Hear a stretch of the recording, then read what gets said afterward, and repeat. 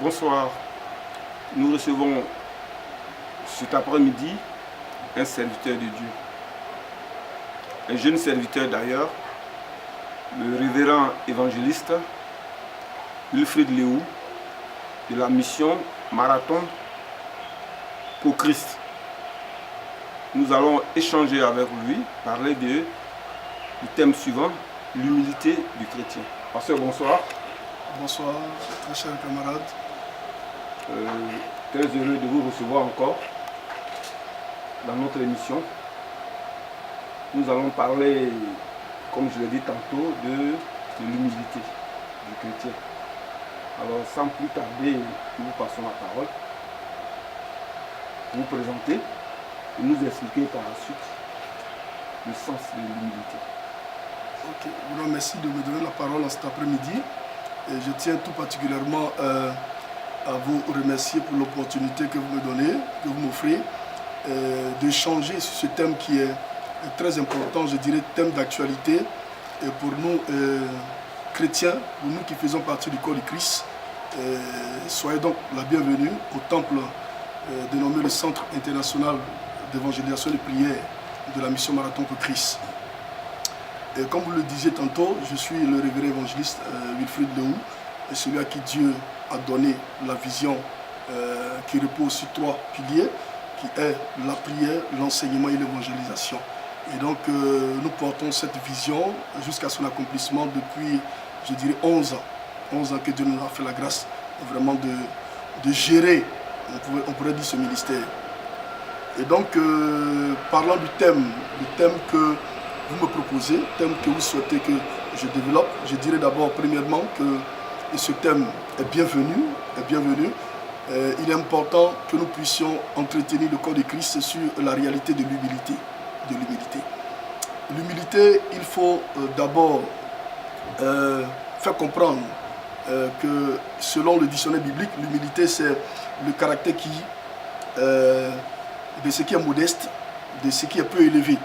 De façon générale, selon ce que le dictionnaire français nous apporte comme définition en ce qui concerne l'humilité. L'humilité, c'est aussi un sentiment qui pousse une personne à s'abaisser volontairement en réprimant l'orgueil, la toute-suffisance. On pourrait encore dire que l'humilité, c'est encore une attitude de déférence et de soumission déterminée par ce même sentiment qu'est l'humilité vis-à-vis d'une personne.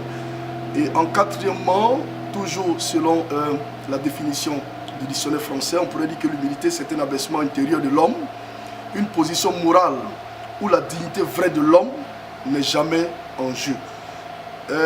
Pour se référer à la parole de Dieu, puisque c'est de l'humilité du chrétien qu'il s'agit, on peut déjà dire que dans la Bible, les Saintes Écritures nous donnent la définition du mot humilité. Et nous pouvons prendre Philippiens.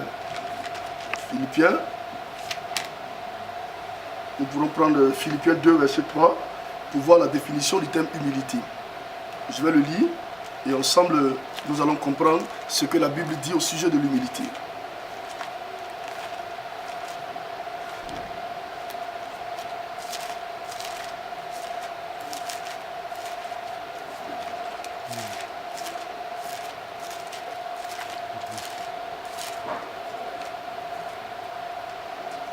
Philippiens 2, le verset 3 nous dit « Ne faites rien par esprit de parti ou par vaine gloire, mais que l'humilité vous fasse regarder les autres comme étant au-dessus de vous-même. » Ne faites rien par esprit de parti, par vaine gloire, mais que l'humilité vous fasse regarder les autres comme étant au-dessus de vous-même.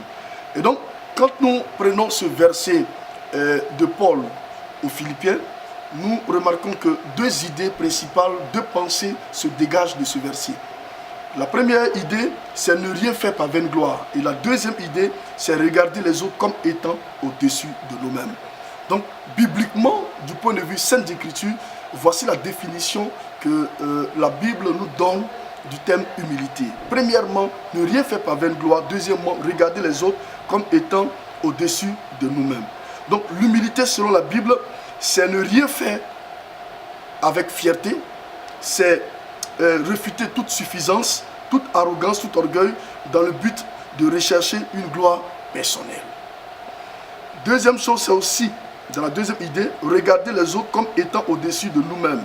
Se rabaisser, se faire petit entre griffes, se rendre volontairement inférieur.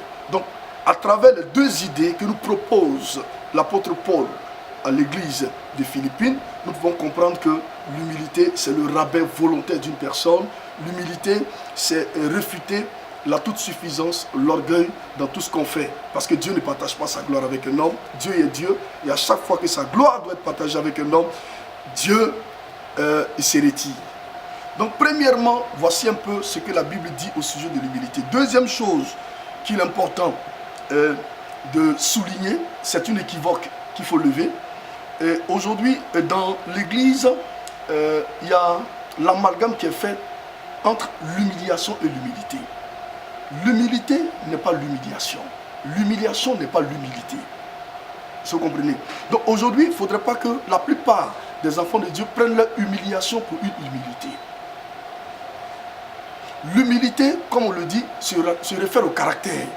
Tandis que l'humiliation se réfère au comportement. Alors l'humilité est différente de l'humiliation. L'humilité, c'est le rabais volontaire, comme on l'a dit tantôt. C'est un sentiment qui pousse quelqu'un à se montrer inférieur vis-à-vis des autres. Or, l'humiliation, c'est l'action de vexer, de faire honte à quelqu'un, de dégrader la dignité d'une personne. L'humilité est une vertu, c'est une qualité morale. Tandis que l'humiliation, je dirais, c'est un défaut, c'est une faiblesse. Et aujourd'hui, on a tendance à mettre cette confusion dans le corps de Christ, dans l'Église. Certains enfants de Dieu prennent leur humiliation, leur honte, leur défaut pour en faire une humilité. Ce n'est pas parce que tu viendras devant le Seigneur avec l'air de quelqu'un qui fait pitié qu'on dira que tu es humble. Donc c'est une équivoque que je voulais lever sur l'humilité et l'humiliation. Ce n'est pas pareil. Tandis que l'humilité touche au caractère, l'humiliation touche à l'attitude comportementale. Troisième chose que je voulais souligner, c'est que l'humilité est une vertu chrétienne. L'humilité est une vertu chrétienne, c'est une qualité morale qui doit être développée, c'est vrai par les êtres humains en général, même par les chrétiens en particulier, puisqu'il s'agit de l'humilité du chrétien. Et nous verrons dans 1 Pierre 3, verset 8 et dans 1 Pierre 5, verset 5 à 6, que l'humilité est une vertu à laquelle la Bible nous interpelle tous à avoir dans notre caractère. Parce que Christ même qui est notre modèle par excellence, Jésus-Christ qui est venu sur la terre, la Bible dit dans Philippiens 2, le verset 8, qu'il s'est dépouillé de sa gloire divine.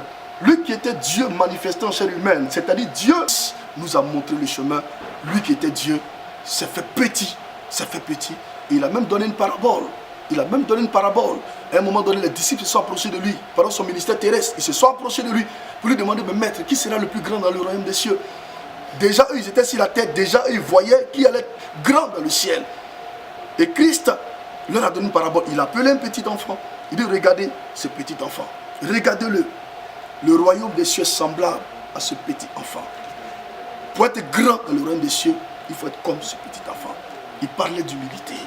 Il parlait de simplicité. Il parlait de modestie. Tout ça, c'est des sentiments qui doivent animer un enfant de Dieu. Si Christ, le Maître qui était Dieu, s'est fait petit, et la Bible déclare que Dieu l'a souverainement élevé, toujours dans Philippiens 2, Dieu l'a souverainement élevé, c'est pour dire que l'humilité précède la gloire et l'orgueil, la chute. Amen.